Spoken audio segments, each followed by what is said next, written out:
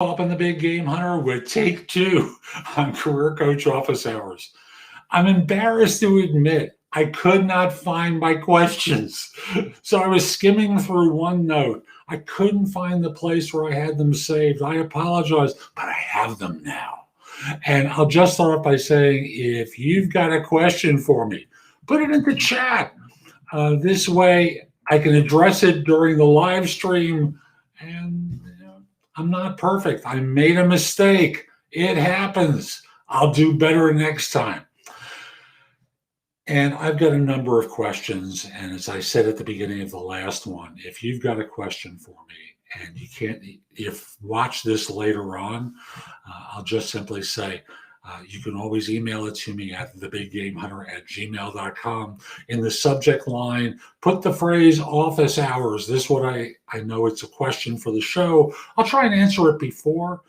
And in this way, what I'm able to do is help folks, not just simply through email or messaging, but for a long time to come, because it winds up on YouTube. It's a Facebook Live.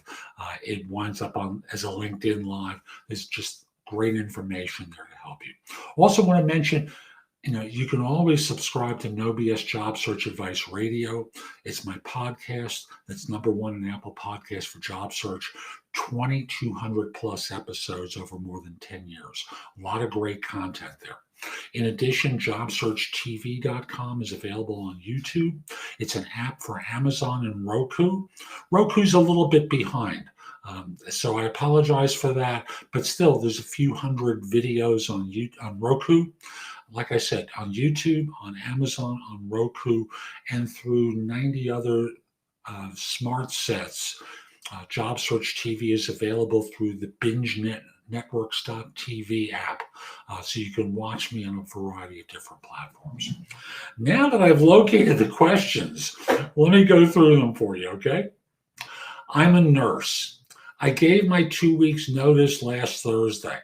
I don't think I can make it through the 2 weeks, but I actually gave the notice.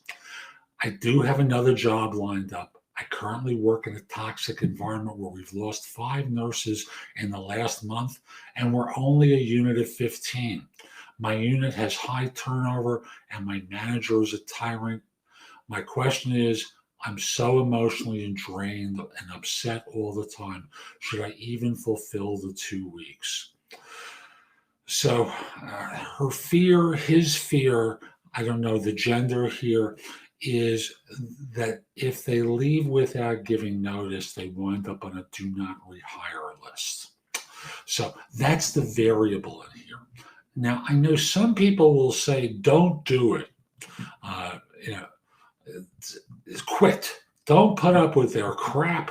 Get the hell out of there. And I'm of a different school.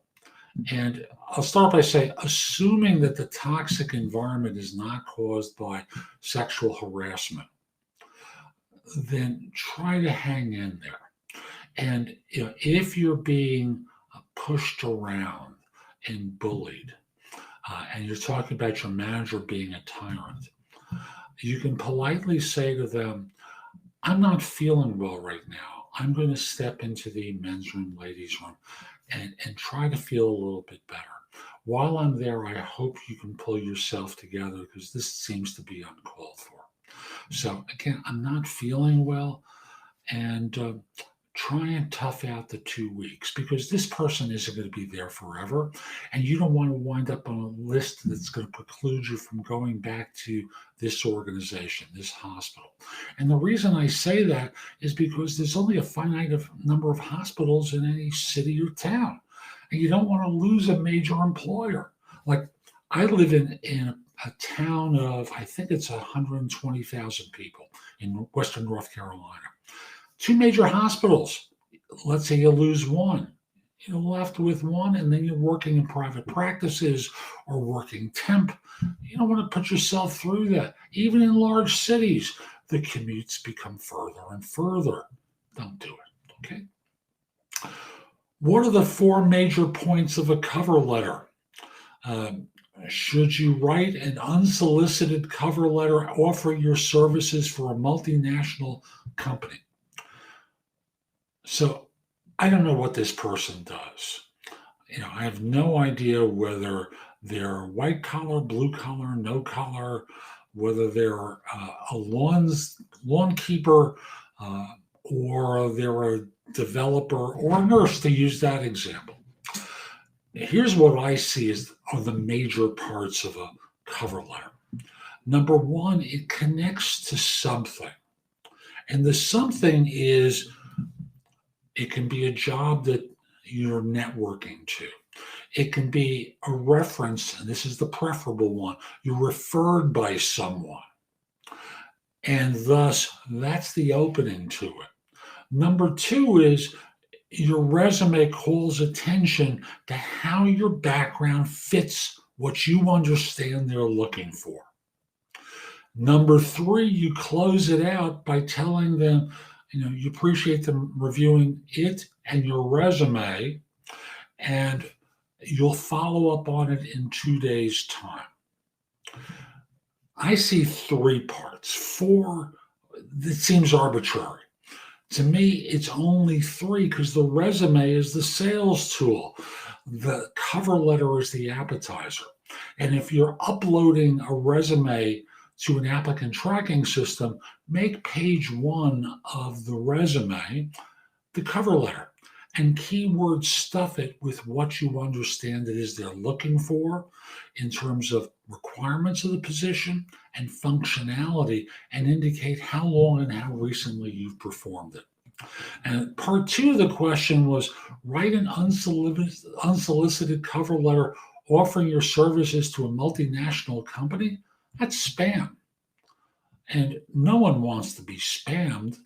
What they want to do, is how what you offer fits their need. Otherwise, what you're doing is garbage. And I know when I did search, I would walk in on a Monday morning to 200 resumes. 200 resumes on a Monday morning. And at most, two vaguely fit what I was looking for. Everything else was junk, and it stole my time. You don't want to antagonize people and overwhelm them with garbage. It's a waste of your time and theirs. So a cover letter is not going to get you an interview. A resume may, if it makes the case for why you can help solve one of their problems. Question number three. I want to get a job since I'm in college, but I can't drive and I'm not qualified for any of the on-campus jobs. What should I do? I've never had a job before. Volunteer. Volunteer to do some of the work related to one of the jobs that you are currently not qualified for. It costs them nothing in salary. You may want the money, but since you're not qualified to do anything and have no mobility, because you can't drive, and you can't take an Uber to work every day, right? So what you can do is volunteer to get the experience for the balance of a semester and ask them to convert you onto staff if they find you're a good employee. That's probably the best thing you can do. The next question is, how do job seekers uncover vacant positions that are not posted? Here we are with the question of the hidden job market. The hidden job market exists because it's not available on the internet. You're not finding it on a job board. What you're doing is posting it. You're looking for it clandestinely, since it's not openly visible. Like I said, not on a job board, not on LinkedIn, not on a place where you could find it, so it's hidden. And thus, what you need to do is network into organizations that you're interested in working for to find out what is available, whether someone can tell you about roles that fit you, and develop a rep with them, a relationship with them, and reputation with them. That's what I meant by rep, where they want to refer you for a job. So Once it's not publicly visible, you have to hunt it down. That's what headhunters do. That's what contingency recruiters do when they're trying to get jobs to work on. They're trying to find jobs that are not publicly posted so that they can fill them. So that's what you need to do. And let's go to the next question. Uh, what does it mean when a recruiter says, I want to let you know we're a little ways out on making any decisions regarding next steps. I'll keep you posted as I learn more. It means what they're saying is the company hasn't made a decision yet. They're still interviewing people, and they'll keep you posted as they learn more about what the hiring manager thinks, or if this is a third-party recruiter. They're saying that their contact will let them know, and they're passing that on to you, and they'll keep you posted. Okay. Now, I'm going to pause for a second for my insider tip about hiring this on the show. And when, one of the issues that I find hiring managers have is once someone's on board, the person isn't quite what they think they were. And they blame the candidate more often than not. They may blame the new hire more often than not for their failures as a hiring manager, that they don't know how to evaluate and assess people. And thus, I'm a believer that when you evaluate people, number one is you want to determine whether they're qualified. And qualified, you want to have standardized questions to hit certain baselines of whether or not someone can do the job.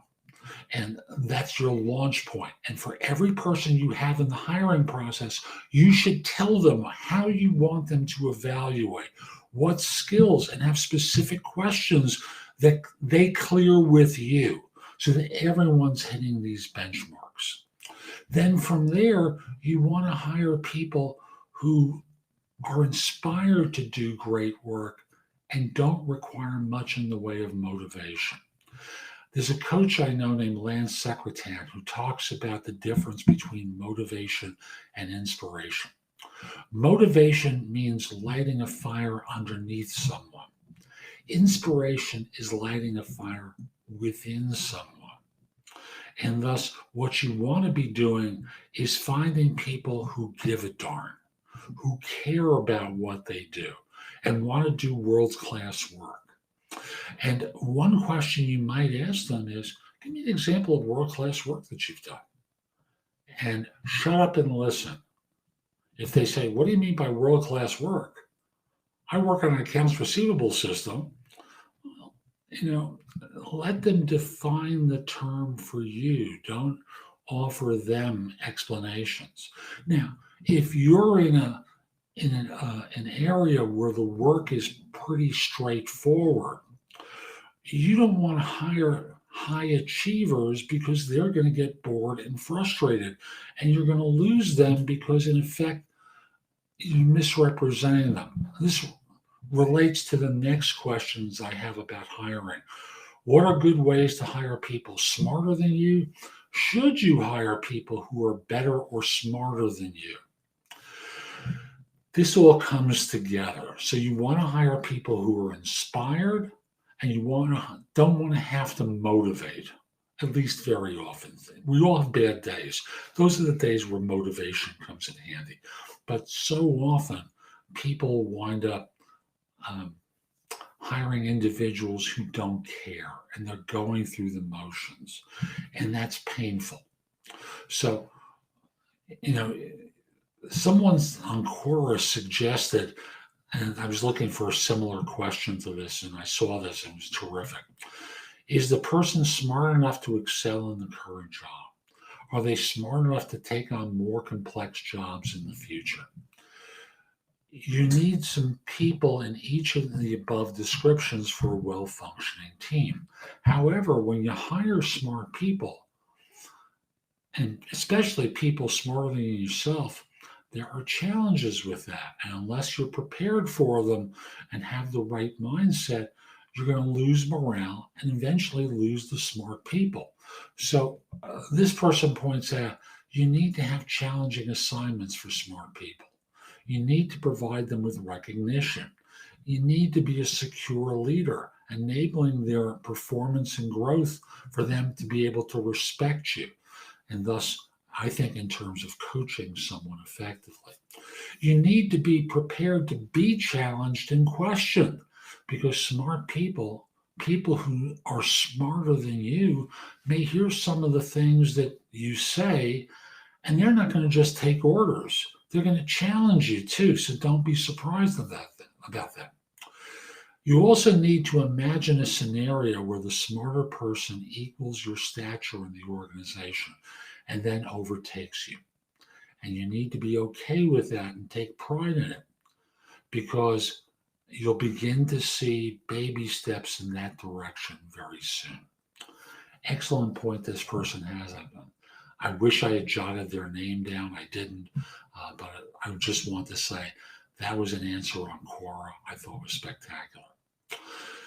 Next question, and I think this may be the last one for today. Yes, it is.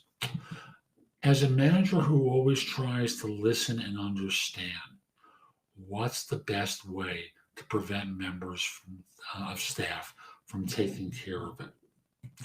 And to me, that comes down to accountability for behavior and performance. Taking advantage of it, to me, translates into someone who's rude, boorish, and disrespectful. No one should ever, no matter where you are in an organization, being treated in a disrespectful way, whether that's peer-to-peer, manager to subordinate, subordinate to manager, completely unacceptable. Professional respect should be assumed. And when it doesn't exist, where you're treated disrespectfully to your face or behind your back, it's important to bring it to their attention. I heard you, you said to me such and such, and I'm curious why you thought it was okay to speak to me in that tone of voice, why you thought it was okay to speak to me disrespectfully. Oh, I didn't mean to do that, but you did. And when others hear that, it has an effect on them too. They think that's tolerable. And I just want you to know, if it happens one more time, it winds up in your performance review. So I'm being gracious now. Don't pull this crap again. I don't do it with you. I certainly don't expect you to do it with me. I give you a wide berth because I respect you, but don't assume that means you can get away with nonsense. So to me, you have to address it. You do it professionally, and you move on. And you later that day, you're a friendly person with them. You enjoy them. You don't pull back from them. It's as though it's a past situation unless it happens again. I'm Jeff Altman. Hope you found this helpful. My website is thebiggamehunter.us. If you go to the site, I've got more than 10,000 posts in the blog that you can watch, listen to, or read that will help you find work more quickly. In addition, if you're interested in one-on-one coaching, you can schedule time for a free discovery call or schedule time for coaching. I'd love to help you. In addition, I'll simply say connect with me on LinkedIn at linkedin.com/IN/the Big Game Hunter. Mention that you saw this because I like knowing I'm helping some folks. And once we're connected, I'll just say, you'll have a much bigger network than what you have now. I was LinkedIn member 7653. There are a lot of people who are connected with me. I hope you have a terrific day. I'm sorry for the problem earlier on. And meanwhile, I hope I make this up to you. Be great.